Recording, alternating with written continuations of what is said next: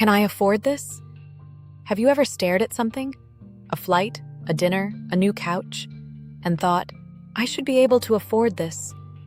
So why does it feel wrong? You check your bank account. The number isn't bad.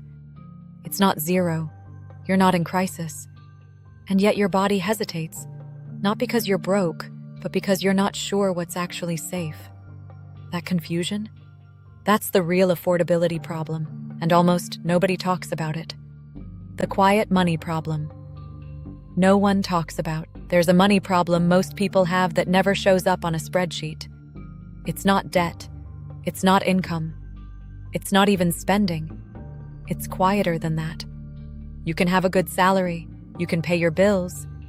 You can even be responsible and still feel constantly behind. Not broke, not failing, just uneasy.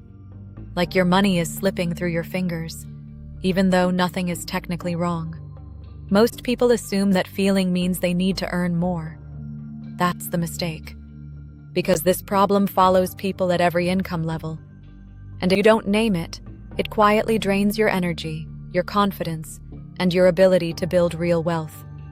Today, I want to talk about that problem, why no one explains it, and how to fix it without extreme budgeting, financial guilt, or turning your life into a spreadsheet. The feeling no one can explain. Why do I feel broke if I'm not? Let's start with the feeling. You open your bank app. The number isn't alarming, but it isn't calming either. You hesitate before buying things you can afford. You delay decisions. You feel low-level stress around money that never fully turns off. You don't panic. You don't spiral. You just feel tight. This is the quiet money problem. It's when your money is technically fine but mentally unavailable. And because it's invisible, most people assume the solution is more income. So they work more, push harder, chase the next raise or side hustle. But the feeling doesn't go away. Sometimes it gets worse. Why more money doesn't fix it. More money, more peace. Here's the uncomfortable truth. If your money feels chaotic at one income level, it usually feels chaotic at the next. Because the problem isn't how much you make. It's how visible your money is to you. Most people don't actually know where their money is going. They think they do, but they don't feel it. Bills are automated. Subscriptions are invisible. Spending happens passively. Money becomes something that leaves quietly. So even when you earn more, your nervous system never registers safety. There's no signal that says, you're okay. And without that signal, your brain stays in mild survival mode. That's exhausting. The real problem: money without feedback. No feedback, else no control. This is the core issue. Most modern money systems remove feedback.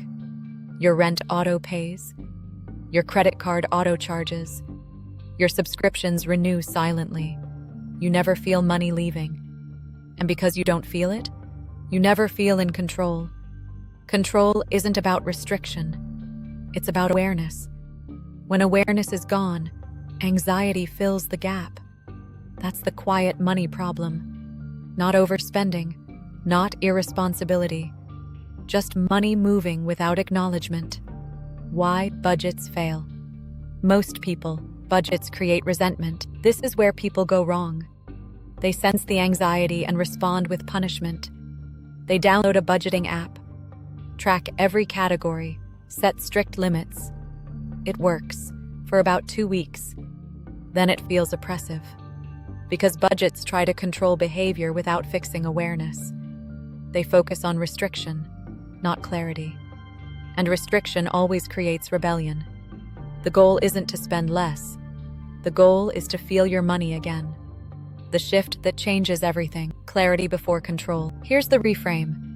You don't need a budget. You need visibility. Money. Peace doesn't come from saying no to everything. It comes from knowing exactly what's happening. Not in detail, not obsessively, but clearly. When money becomes visible, your nervous system relaxes.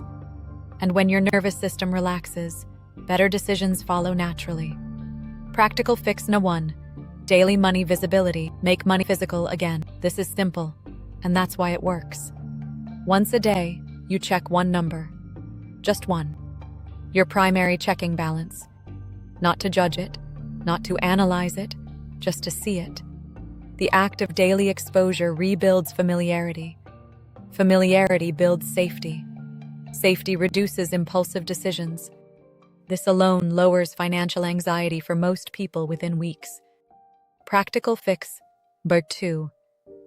A single money check-in. One weekly reset. Once a week, you do a short check-in. 5 minutes. You look at what came in, what went out, what's upcoming. No categories, no spreadsheets, just awareness. The goal is not optimization. The goal is recognition. Money behaves better when it's observed. Practical fix number 3. Reduce decision. Fatigue, less decisions equals more peace. Another hidden drain is constant micro-decisions. Should I buy this? Can I afford that? Is this irresponsible? That mental loop is exhausting. One of the simplest ways to reduce it is separating spending zones. One account for fixed expenses. One account for variable spending. When spending money comes from a clearly defined place, guilt drops. You're no longer negotiating with yourself. 2 quiet tools that help, tools that reduce friction. There are a couple of simple tools that support this without trying to optimize your life. One is a clean, minimal card holder or wallet. When you carry fewer cards, spending becomes more intentional. You pause for half a second longer. That pause matters. Another is a dedicated notebook for weekly money check-ins. Not a planner, not a tracker. Just a place to write 3 numbers once a week. Physical writing slows the brain down. And slower decisions are better money decisions. These aren't magic. They just restore feedback. The emotional side. No one talks about money. Anxiety is not a moral failing. Here's something that matters. Feeling uneasy about money does not mean you're bad with money. It usually means you were never taught how to feel safe with it. Most people were taught, earn more, don't mess up, figure it out alone. No one taught regulation. So if you feel tense around money, that's learned behavior. And learned behavior can be unlearned. What real financial confidence feels like: calm, not excitement. Real financial confidence isn't flashy. It doesn't feel like adrenaline. It feels boring. You don't think about money all day. You don't avoid checking accounts. You don't flinch at normal expenses. Money becomes quiet. That's the goal. Not hustle.